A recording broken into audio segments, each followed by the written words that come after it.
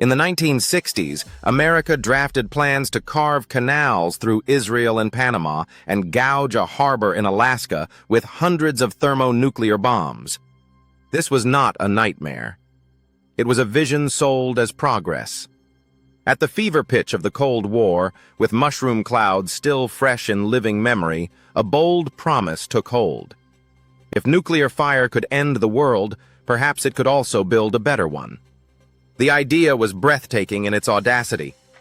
It even had a name that sounded biblical and benevolent: Project Plowshare. At the center stood a brilliant and relentless force: Edward Teller, Hungarian-born, a key mind of the Manhattan Project that unleashed the first atomic bombs. He pushed for a leap beyond splitting heavy atoms. He wanted to ignite the lightest ones: hydrogen, thermonuclear fusion, the H-bomb. He argued it could be made thousands of times more powerful than traditional atomic weapons. The technical challenge was staggering. In the 1950s, Teller and his colleagues solved it. The world crossed a terrifying threshold. Hiroshima and Nagasaki now seemed like small sparks beside a new inferno. The Soviet Union followed. A global race began to build ever greater engines of destruction. Teller did not flinch. He pursued ideas that soared and darkened the sky at the same time. Concepts like a single weapon that could erase civilization in one strike. Even pitching a nuclear blast on the moon to show the world who commanded the heavens. And then came the pivot. If humanity had long used explosives to mine and to shape the land, why not use the most powerful explosions of all to transform the planet on a grand scale? Nukes for peace. The phrase had a comforting ring. It offered a convenient solution to a different problem. Public resistance to endless weapons tests was growing. Rebrand the tests as engineering. Build while you detonate. So in 1957, the United States launched Project Plowshare, a program to use nuclear explosions as tools of construction. Who better to place at the helm than the man who believed in the vision with near religious zeal? Teller took the wheel. The targets were monumental. In 1956, Egypt nationalized the Suez Canal, a vital artery for trade and oil. If that lifeline could be threatened, why not blast open a new one through the Israeli desert? On the other side of the world, the Panama Canal was straining under modern demands. Engineers calculated that a new route would need 1.2 billion cubic meters of earth removed, the mass of 500 Great Pyramids of Giza. With conventional equipment, the bill soared to $6 billion. With nuclear excavation, the estimate fell to $3.1 billion. The math looked tempting. The rhetoric grew louder. Time to cut through a continent with the Pan Atomic Canal. Even so, Teller knew that before nuking your way across two oceans, you should start small. Project Plowshare would unveil its first miracle far to the north: a harbor on the Alaskan coast. In a few intense milliseconds, 5 buried devices with the combined force of 170 Hiroshima bombs would blast a trench 500 meters long and 200 meters wide. A new gateway to prosperity. Local communities were not convinced. Teller waved off the fears and insisted that the dangers had been greatly exaggerated. To make it all sound safe, the program leaned into the science. The key to clean nuclear digging was to bury the blast. Drill a shaft hundreds of meters deep. Lower the device. When it detonates, the rock below flashes into a cavern. The heat melts the walls into a searing pool. The roof collapses. The collapse ripples upward until the surface gives way and a crater forms. Radioactive debris remains entombed beneath hundreds of thousands of tons of rock. A neat hole above. A sealed tomb below. On paper, it glittered with precision. Now came the moment to prove it. The first Plowshare test arrived in 1961 in the barren desert of New Mexico. The device packed the force of 3,100 tons of TNT and sat 360 meters deep in a salt deposit. The idea seemed elegant. The explosion would liquefy a pocket of salt into a pond of blazing heat. That heat could be drawn to spin turbines. Fusion-level energy wedded to geothermal principles. A new kind of power, courtesy of a single brilliant flash. Above ground, a crowd gathered. Officials and scientists. International guests. Anticipation thick in the air. The countdown ended. A distant thud rolled through the earth. Far below, a cavern larger than 10 Olympic pools opened in an instant. And then, the detail they had missed rose to the surface. The salt held more water than expected. That water became superheated steam. The pressure grew monstrous. The shaft that was designed to seal itself after the detonation failed to hold back the surge. Minutes later, a plume of radioactive steam burst into the sky. Instruments were damaged. Cameras failed. Witnesses found themselves in a strange, itchy sauna of fallout. The American government tried to soothe the world with reassurances, but the public saw what it saw. A cloud filled with radioactive particles. Peaceful or not, this was still a nuclear blast. Teller did not yield. If the first step stumbled, the next step would stride.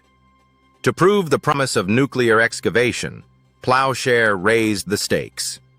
In July 1962, while Cuban officials visited Moscow to bargain for missiles in a chain of events that would nearly bring the world to the brink 3 months later, a thermonuclear device went off 200 meters beneath Nevada. Its yield equaled 7 Hiroshimas. This time, the goal was simple: make the biggest crater possible and measure the reach of the blast. The ground heaved. 12 million tons of earth moved in an instant. A crater took shape, about 100 meters deep and 400 meters across. It was the largest artificial crater in the history of the United States. For a moment, it looked like triumph. Then physics and miscalculation dealt another lesson. Bury the device too deep and you only get a dent. Bury it too shallow and the earth will not contain the fury. Someone had set the depth wrong. A plume of radioactive dust erupted. Fallout drifted on the wind. Detection stations as far as South Dakota and Illinois picked up the signal. In Utah, radioactive iodine was found in milk, and panic spilled through communities. It became one of the dirtiest tests ever conducted on American soil. Despite the alarms, the program staggered forward. More so-called peaceful explosions, more fallout, and more grand plans from Teller. Liquefy Canadian tar sands with nuclear heat. Blast a highway through the Sierra Nevada with a chain of devices. Connect rivers in the Mississippi Basin with atomic landscaping. Each idea sounded like progress with a countdown timer. But the crown jewel remained the Pan Atomic Canal. The idea matured. Teams of scientists mapped possible lines across the isthmus. One route stood out. Route 17. An 80-kilometer trench slashed through pristine Panamanian jungle. Short, flat, empty enough. Perfect for a nuclear marvel. The numbers were staggering. 250 devices. A total punch equal to 8,000 Hiroshimas. The plan assumed an evacuation of about 43,000 people across nearly 17,000 square kilometers. Shockwaves would likely rattle windows in Costa Rica and Colombia. The promise was a canal cut by thunder. Now step back and picture what the button might have unleashed. The first salvo near both coasts tears through rainforest in seconds. A curtain of trees disappears into a wave of dust and heat. The wind shifts, and a cloud of fallout sails over the Pacific. Weeks later, radiation spikes appear across the Caribbean. Radioactive iodine, cesium, and strontium trickle into 2 oceans. Tuna and sharks quietly carry the signature. The choice arrives. Stop now, and the world is left with a radioactive scar across the jungle and polluted waters. Or push on. The blasts continue in the Chukunakwe River Valley. Then another surprise. The central isthmus holds more clay than expected. The rainy season arrives. The walls of the new craters slump like a wound healing itself. Mud pours in. The canal begins to choke. Engineers face an awful dilemma. Leave a mud-filled, glowing channel through the rainforest, or attempt a colossal struggle to keep the jungle from sliding into the trench every season. And all the while, the moral and political cost grows. A detonation sequence of 120 megatons of nuclear peace over Latin America would hand Cuba and the Soviet Union a powerful victory in the battle for hearts and minds. In the world we inhabit, Washington blinked. Reality overruled fantasy. In 1970, a final report killed the Pan Atomic Canal. With it went the dream of nuclear excavation.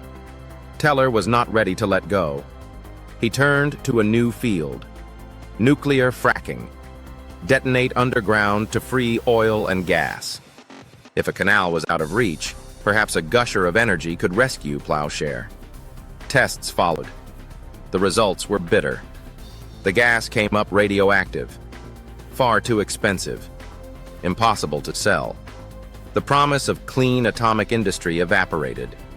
In 1977, after 2 decades, after hundreds of millions of dollars, after dozens of detonations across the American landscape, Project Plowshare was canceled. It had not delivered a single canal, not a single harbor, not a single tunnel.